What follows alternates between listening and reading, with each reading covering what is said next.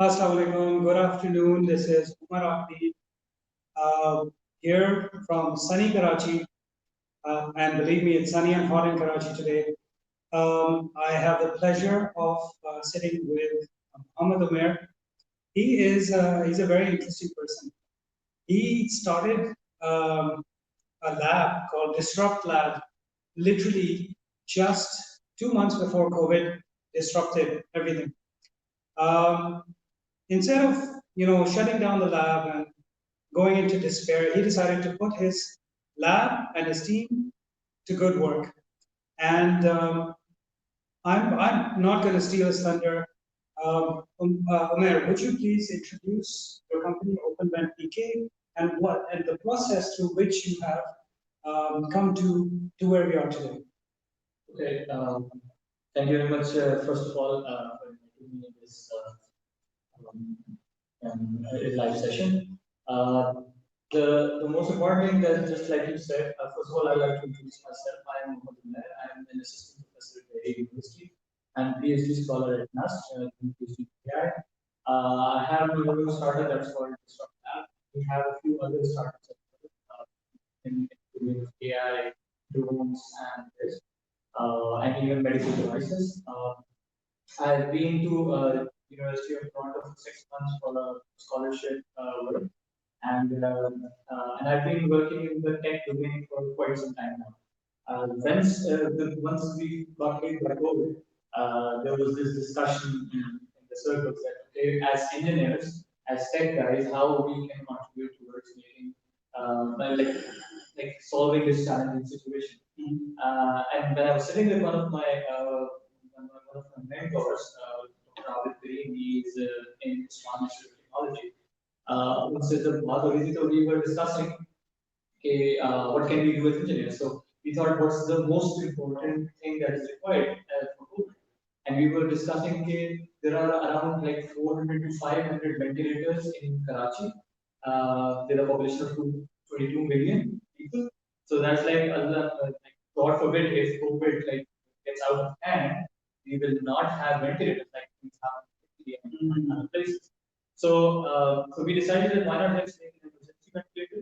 Like let's push ourselves, and we hope that it should be used. I mean, ideally, we would get over COVID, but like if it is used, we are able to do that.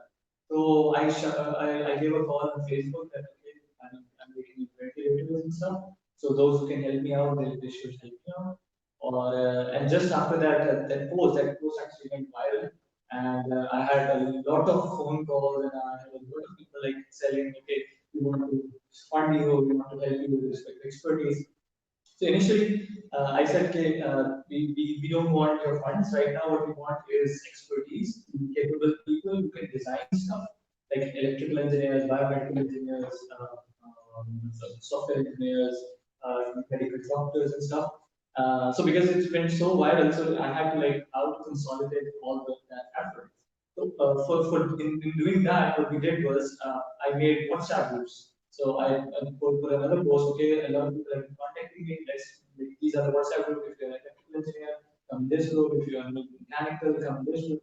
So there were like 10 groups that I made, and within hours, all those groups were filled with 200 people, and people messaging me that they want to come in a group, but they cannot, right? But the problem was initially when we were doing this, so 200 people in an electrical engineering group will have a lot of messy discussion. I mean, someone says we should do this and do that, etc. So what I had to do, I had to stop everyone from commenting over it. So that let's have a plan. For that, we made a Google sheet in which I told everyone from the group, okay, please write your expertise in that group, in that sheet, so that I will contact you. The sheet. Yeah, start populating the sheet. Tell me what you are good at, so that we can contact you directly. And again, like it filtered out 200 people like filling that sheet. And once we had that sheet filled, I contacted like embedded engineers, biomedical experts, medical doctors. Like we have 3 doctors from AHA who are part of the team. We have a doctor from National. We have a few doctors in Cleveland Clinic from the US. They started helping us out and stuff. And because everything was closed, everything was locked down. I had my lab, So I said, let's try to work on whatever we can in this current situation. And most of the people working were remote. Like, for example, my embedded engineer is sitting in Islamabad. I haven't never met him, but we have been working together this quarter for 3 months. And similarly, my controls expert is sitting in Saudi Arabia. And he has been helping remotely on team viewer. We have been collaborating and building a strong control system for ventilator.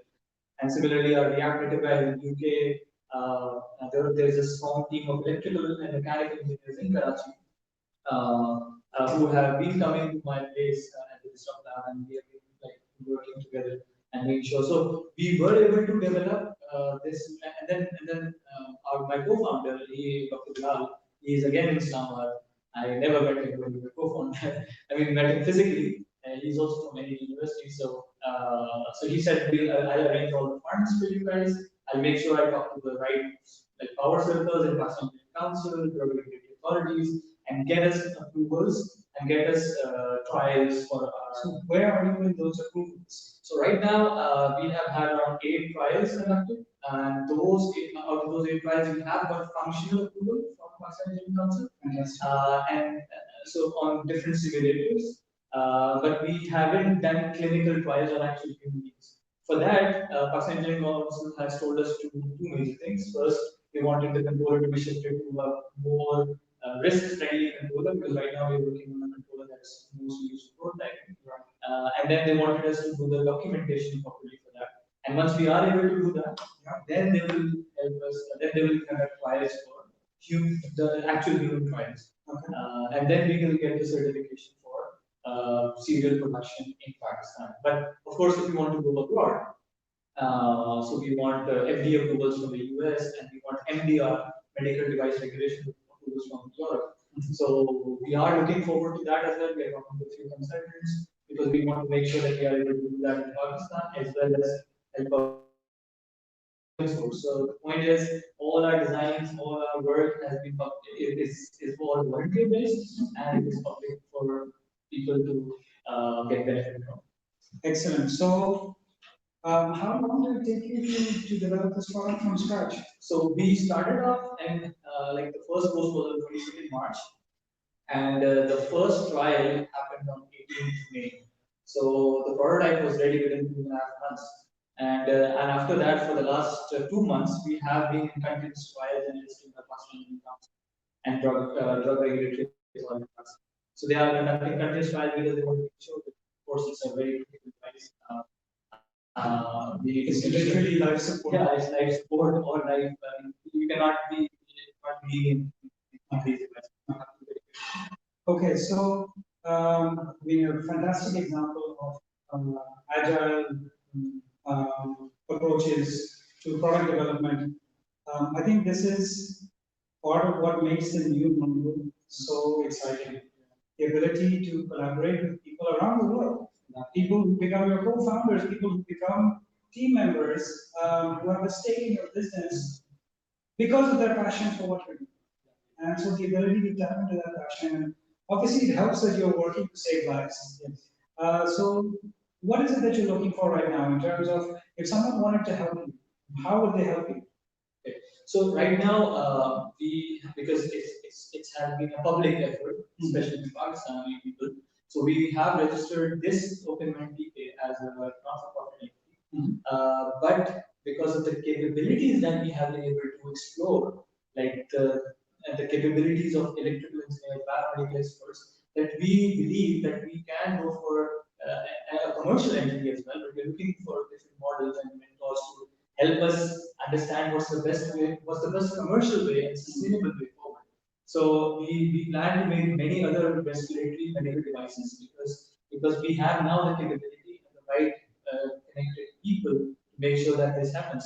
But the first thing that we are looking for right now is someone who can help us get enough grants to make sure that we are able to go through these regulatory bodies and make the initial 20 ventilators that already developed Pakistan supporting us. That if we are able to get approvals, they are going to give us the first order and stuff. So this is the first objective, but in the meantime, we are talking to different people to make sure that we build medical tech startup where we can make multiple medical devices and investors can come on board this year. Yeah. So, ladies and gentlemen, first of all, if you have any questions, please post them on the live stream and we'll try and address them for you either in real time or we'll follow up with your questions and comments over the next couple of days. So, if I were to summarize this discussion, we've seen a really nice example of a group of people coming together with a passion to save lives. And so, when we talk about cause-based business, this is that prototypical example of a business set up for a cause. And not really set up with business in mind, but in saving lives. However, even if you want to save lives, that involves expenses, right? So what are we raising money for? We have an order right now in-house of 20 units of this ventilator. The day we're able to order those parts and buy, these things are expensive. If you're sitting in Silicon Valley and listening to this, yeah, maybe $40,000 is, your coffee check for the week. But in Pakistan, $40,000 means the ability to buy the parts and the equipment we need to manufacture 20 vents. That would be sold for about $75,000. Again, why would you get excited for $75,000 worth of revenue? I think that's not the point.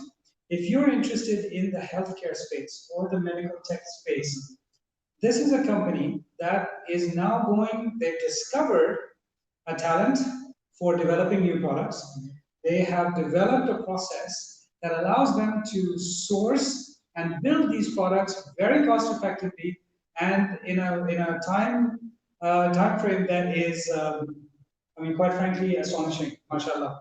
So even if you assume that it takes them instead of 2 months, on average 6 months to develop a new product, that means if there are enough product teams working on parallel projects, you could have a fully sustainable business with multiple revenue streams in different types of medical devices in the next 2 years.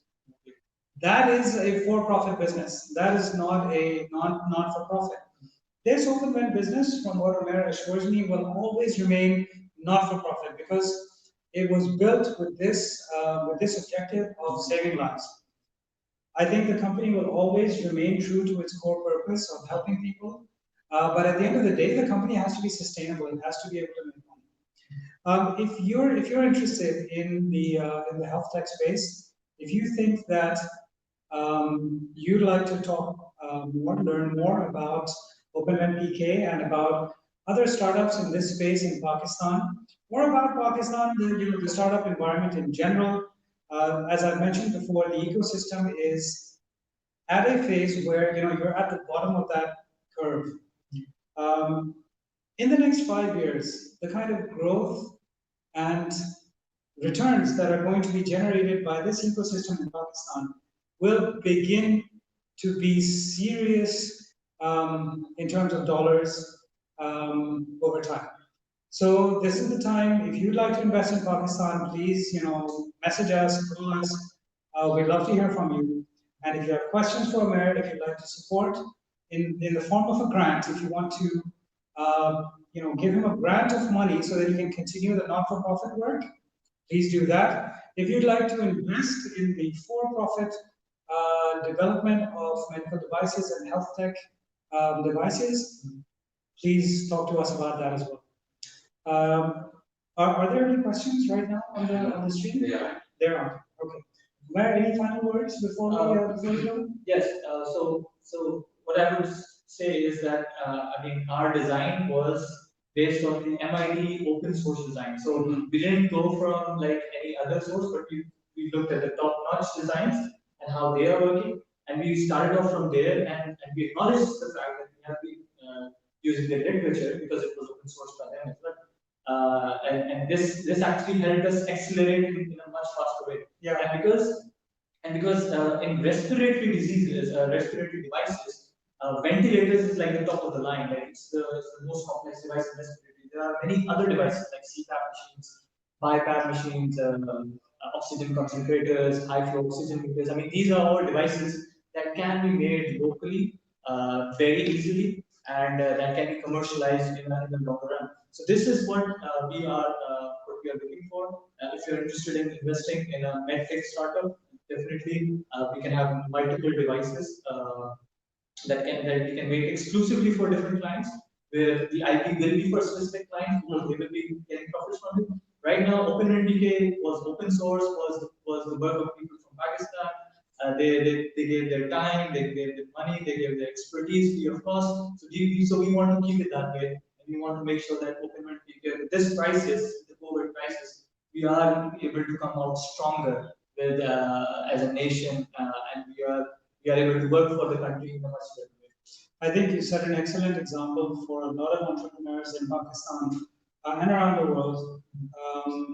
And I'm sure that a lot of people will be reaching out. I do see some questions coming up, but I think we'll address them offline.